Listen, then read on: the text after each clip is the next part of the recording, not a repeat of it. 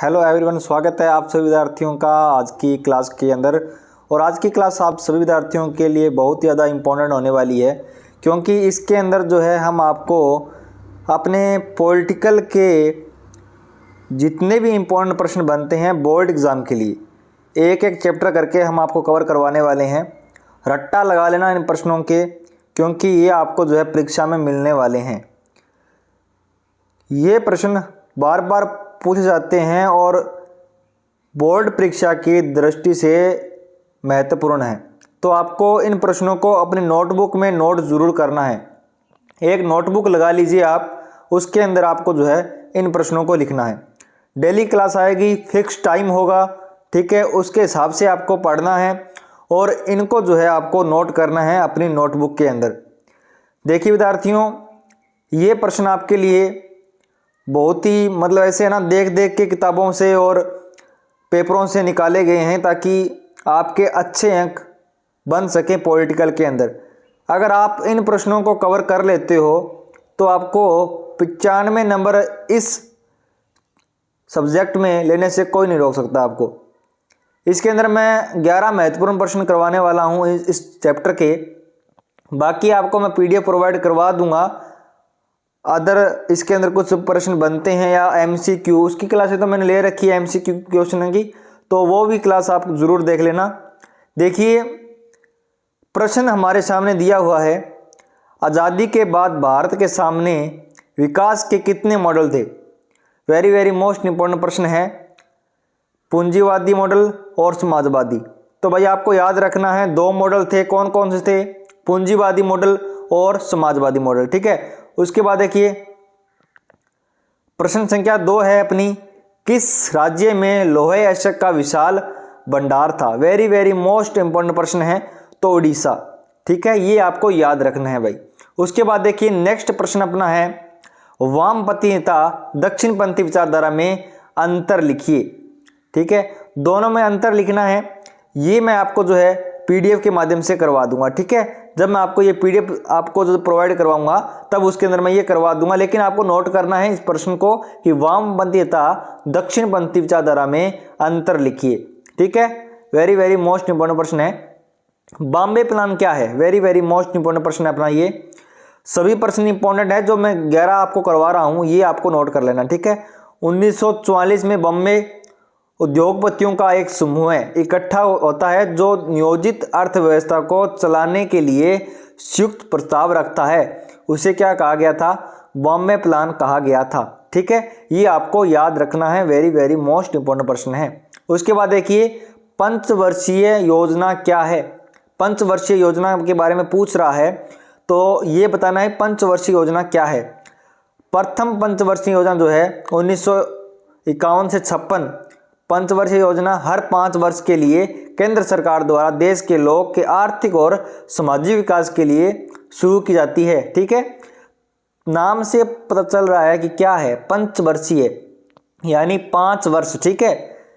ये आपको याद रखना है भाई। विद्यार्थियों आप क्लास तो अटेंड करते हो, लेकिन वीडियो को क्लास को लाइक नहीं करते हो, ना आपके बिल्कुल भी कमेंट आते। इससे हम डीमोटिवेट होते हैं, फिर हमें अच्छा नहीं लगता भी क्लास लेके, क्योंकि ऐसा लगता है कि विद्यार्थियों के लिए ये इंपॉर्टेंट है ही नहीं। लेकिन हमें तो पता है इंपॉर्टेंट, जब आपकी परीक्षा आएगी ना तब एकदम से आपके ऊपर भार पड़ जाएगा याद करने का। तो इससे अच्छा है कि आपके पास काफ़ी अब दिन हैं, तो आप जो है एक दिन में एक चैप्टर याद करो ना। साथ साथ में तो करवा रहा हूँ आपको, साथ में प्रश्न दिया है, साथ में उत्तर सब कुछ दिया हुआ है आपको, ठीक है। तो आपको कर लेना है, ठीक है। अगर आप ये अब कर लेते हो ना तो फिर आपको जो है एकदम से आपके ऊपर ज़्यादा भार नहीं आएगा। नहीं तो आप फिर कभी कोई बुक खोलोगे, कभी कोई बुक खोलोगे ना, तो आपको जो है साथ साथ में याद कर लेना है। अगर आपका सपना है कि हम जो है पॉलिटिकल के अंदर 90 से 95 अंक प्राप्त करें, ठीक है, तो आपको जो है रोज़ाना क्लास अटेंड करनी है और जो भी आपको करवाया जाए उसको ध्यानपूर्वक पढ़ के जो है आपको याद करना है। नोट करते जाइए साथ साथ में नोट करोगे तो ये आपको याद भी हो जाएंगे, ठीक है। तो साथ साथ में नोट करते जाइएगा। प्रश्न संख्या अपनी 6 है, पूंजीवादी और समाजवादी में अंतर। पूंजीवादी और समाजवादी में अंतर पूछा है, वेरी वेरी मोस्ट इंपोर्टेंट प्रश्न है। देखिए साम्यवादी व्यवस्था में मुक्त व्यवहार का कोई कोई भी जो है हरित नहीं होता। एक सेकेंड रुको, इसके अंदर जो है कोई अस्तित्व नहीं होता। वही जो पूंजीवादी व्यवस्था में जो है मुक्त व्यापार पर आधारित है, किसी उत्पादन पर जो है किसी का एकाधिकार नहीं होता। समाजवाद एक आर्थिक सामाजिक दर्शन है। समाजवादी व्यवस्था में जो है धन संपत्ति का स्वामित्व और वितरण समाज के नियंत्रण के अधीन रहते हैं। ठीक है, ये आपको याद रखना है। उसके बाद नेक्स्ट देखिए, केरल मॉडल क्या है। वेरी वेरी मोस्ट इंपॉर्टेंट है, केरल मॉडल क्या है। केरल मॉडल के बारे में पूछा है तो केरल मॉडल के अंतर्गत जो है शिक्षा, स्वास्थ्य, निर्धनों के लिए जो है विकासात्मक कार्य, भूमि सुधार, गरीबी का उन्मूलन जैसी नीतियां अपनाई गई। यानी केरल के जो विकास के लिए जो नीतियां अपनाई गई थी वो क्या था, केरल मॉडल था। ठीक है, उसके बाद देखिए वामपंथी और दक्षिणपंथी की विचारधारा बताइए। तो वामपंथी का मानना है कि सरकार गरीब पिछड़े वर्ग के लिए सामाजिक व आर्थिक विकासात्मक कार्य करे। ठीक है, यही क्या है, वामपंथी और दक्षिणपंथी की विचारधारा थी। ठीक है, वामपंथी की विचारधारा क्या थी कि सरकार जो है गरीब पिछड़े वर्ग के लिए सामाजिक व आर्थिक विकासात्मक कार्य करे। और दक्षिणपंथी की क्या विचारधारा थी, इनका मानना था कि खुली प्रतिस्पर्धा हो जिसमें जितनी योग्यता कौशल होगा वह अपना वैसे ही विकास कर लेगा। ठीक है, प्रश्न संख्या 9 है कि मिल्क मैन ऑफ इंडिया कौन थे। तो वेरी वेरी मोस्ट इंपोर्टेंट प्रश्न है आपका 1 नंबर का, वर्गीज कुरियन। ठीक है, उसके बाद है कि हरित क्रांति क्या थी, इसके सकारात्मक में जो है नकारात्मक पक्ष बताइए। वेरी वेरी मोस्ट इंपोर्टेंट प्रश्न है। 1967 में जो है भारत सरकार द्वारा जो है खाद्य सुरक्षा को सुनिश्चित करने के लिए कृषि के परंपरागत उपागमों का छोड़कर अपरंपरागत उपाय को अपनाया, जिसमें अंतर्गत उच्च गुणवत्ता के बीज, कीटनाशक, रासायनिक खाद व उर्वरक व सिंचाई की व्यवस्था। विद्यार्थियों एक बात और बताना चाहूँगा आपको कि समकालीन विश्व राजनीति, ये जो अपनी बुक है इसके अंदर जितने भी चैप्टर है आपको एक पीडीएफ के अंदर जो है सारे चैप्टर के नोट्स और इम्पोर्टेंट प्रश्न मिल जाएंगे। पहले इसका मूल्य था 180 रुपये, उसको घटाकर अब जो है 60 रुपये कर दिया गया है। यानी कि आपको ये जो पीडीएफ है मात्र 60 रुपये में मिलने वाली है। 60 रुपये सभी के पास होते हैं क्योंकि इतनी मेहनत करके ये पीडीएफ तैयार की गई है, काफ़ी टाइम लगा है इसके अंदर, तो आपको 60 रुपये ही पे करने हैं। इसमें आपको बता दूं कि जो नोट्स है वो इम्पोर्टेंट क्वेश्चन आंसर इसके अंदर दिए हुए हैं। अगर आप इनको अच्छी तरीके से पढ़ लेते हो तो इस सब्जेक्ट के अंदर आपके 95 नंबर पक्के हैं। ठीक है, आज चैप्टर के है समकालीन विश्व राजनीति। ठीक है, ये आपको ओनली 60 रुपये में मिल जाएगी। अगर आपको ये प्राप्त करनी है तो यहाँ पे मैं अपना मोबाइल नंबर दे रहा हूँ। ठीक है, उस नंबर पे आप मेरे को व्हाट्सअप करके जो है इस पीडीएफ को परचेस कर सकते हो। ठीक है,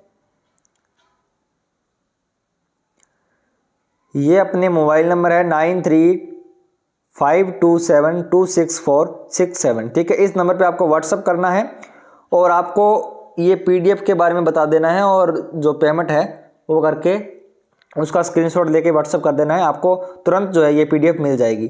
तो आपको ये पीडीएफ ज़रूर खरीदनी है, ये आपको ज़रूर लेनी है ये पीडीएफ, क्योंकि इसके अंदर बहुत ही जो है इंपॉर्टेंट प्रश्न और जो है इतनी अच्छी तरीके से ये पीडीएफ तैयार गई है। अगर आप पढ़ लेते तो अच्छे अंक जो है आपके बन जाएंगे। देखिएगा, किया वह निश्चित मूल्य पर जो है उपज की खरीद सुनिश्चित की गई, जिसे हरित क्रांति कहते हैं। प्रश्न आपसे पूछ लिया जाए हरित क्रांति किसे कहते हैं तो आपको यही लिखना है। सकारात्मक पक्ष क्या थे कि हरित क्रांति से जो है पंजाब, पश्चिम उत्तर प्रदेश समृद्ध हुए, गेहूं की पैदावार में बढ़ोतरी हुई, खाद्य बाहर से आयतन करना कम हुआ, विदेशी पूंजी भंडार में बढ़ोतरी, खाद्य उत्पादन में जो है अभूतपूर्वक वृद्धि हुई। ठीक है, नकारात्मक पक्ष क्या थे, पंजाब, हरियाणा, उत्तर प्रदेश के अलावा जो है देश के अन्य भागों में हरित क्रांति का आर्थिक लाभ नहीं हुआ।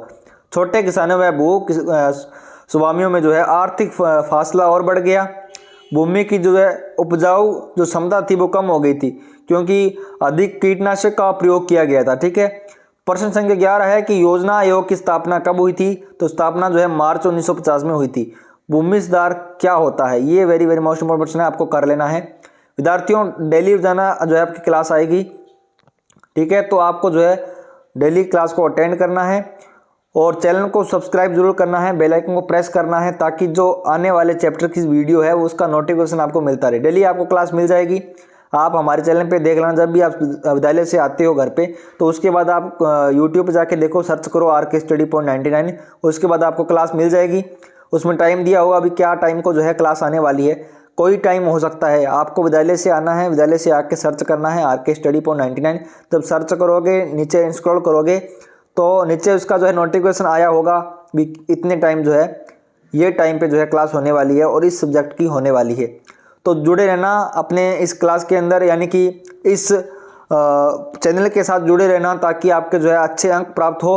ज्योग्राफी के भी जल्द ही इसी प्रकार से क्लासें लेके आने वाले हैं और आपको पूरा कवर करवा देंगे अर्धवार्षिक से पहले पहले।